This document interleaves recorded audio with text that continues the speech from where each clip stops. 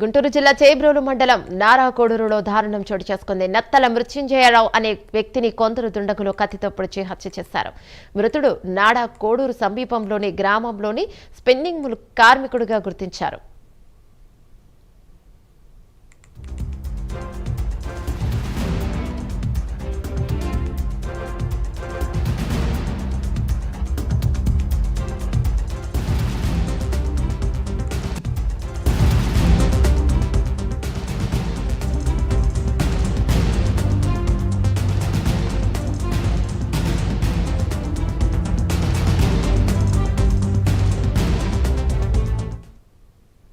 గుంటూరు జిల్లా చేబ్రోలు మండలం నాడా కోడూరులో దారుణం చోటు చేసుకుంది. నత్తల మృత్యుంజయరావు అనే వ్యక్తిని కొందరు దుండగులు కత్తితో పొడిచి హత్య చేశారు.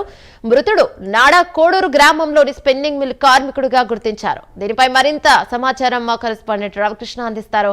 రైట్ రవికృష్ణ, అసలు ఏంటి, ఎందుకు ఆ వ్యక్తిని చంపారు, దాని వెనుకున్న కారణాలు ఏంటి, వాళ్ళెవరు, ఏంటి వివరాలు తెలుసాయా?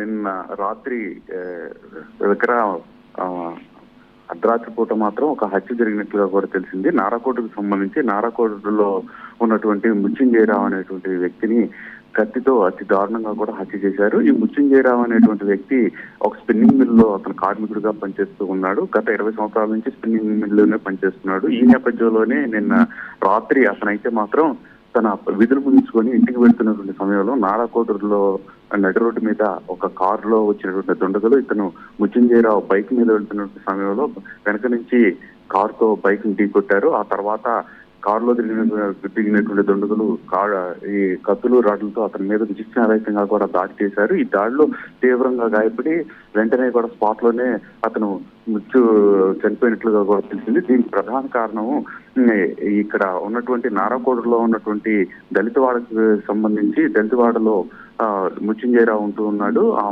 ఆయన అన్నయ్య ఎంపీటీసీగా రమేష్ అనే వ్యక్తి ఎంపీటీసీగా పనిచేస్తూ ఉన్నాడు. వీళ్ళంతా కూడా అధికార టీడీపీ పార్టీలోనే గత కొంతకాలం నుంచి కూడా ఉంటున్నటువంటి నేపథ్యం. ఎలక్షన్స్ కి ముందు అంటే 2024 ఎలక్షన్స్ కి ముందు వైసీపీకి సంబంధించినటువంటి ఒక 15 మంది టీడీపీలో జాయిన్ అయ్యారు. జాయిన్ అయినటువంటి తర్వాత వాళ్ళకి సంబంధించి ప్రయారిటీ ఇవ్వట్లేదు, కేవలం మృత్యుంజయరావు వాళ్ళ ఫ్యామిలీకే ఎంపీటీసీ అయినటువంటి రమేష్ కి మాత్రమే ప్రాధాన్యత ఇస్తున్నారు అనేటువంటి భావన అయితే వాళ్ళలో ఉంది. ఈ నేపథ్యంలోనే ఈ హత్య జరిగినట్లుగా కూడా భావిస్తున్నారు. ఈ విధంగా ఏదైతే పాత కక్షలు అదే విధంగా కూడా ఈ విధమైనటువంటి వ్యవహారం మూలాన ఆయన హత్య చేసినట్టుగా భావిస్తున్నారు. హత్య చేసిన వెంటనే కూడా దళిత వాళ్ళు పెద్ద ఎత్తున కూడా నిరసనగా వ్యక్తం చేశారు. అదే విధంగా కూడా ఉద్రిక్త పరిస్థితులు ఏర్పడ్డాయి. దీంతో ఒక్కసారిగా కూడా పోలీసులు అయితే మాత్రం అక్కడ ఎటువంటి అవాంఛనీయ ఘటనలు జరగకుండా కూడా పెద్ద ఎత్తున పోలీసు బందోబస్తుని ఏర్పాటు చేశారు. ప్రజెంట్ నారాకోడూరు దళిత వాళ్ళలో మాత్రం పరిస్థితి ఉద్రిక్తంగా ఉన్నట్లుగా కూడా తెలుస్తుంది. Thank you Ravikrishna.